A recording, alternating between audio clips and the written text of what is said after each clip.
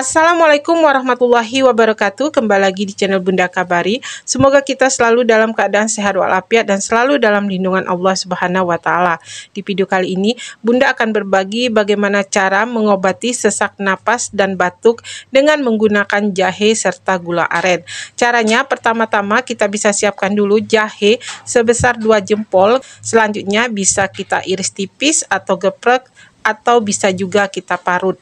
Manfaat dari jahe ini sangat bagus sekali karena bersifat anti-inflamasi serta dapat menghilangkan lendir yang ada di tenggorokan dan membuat pernapasan kita menjadi lebih lega. Selanjutnya, setelah jahenya kita iris tipis-tipis atau kita parut, kemudian kita bisa masak air 3/4 gelas.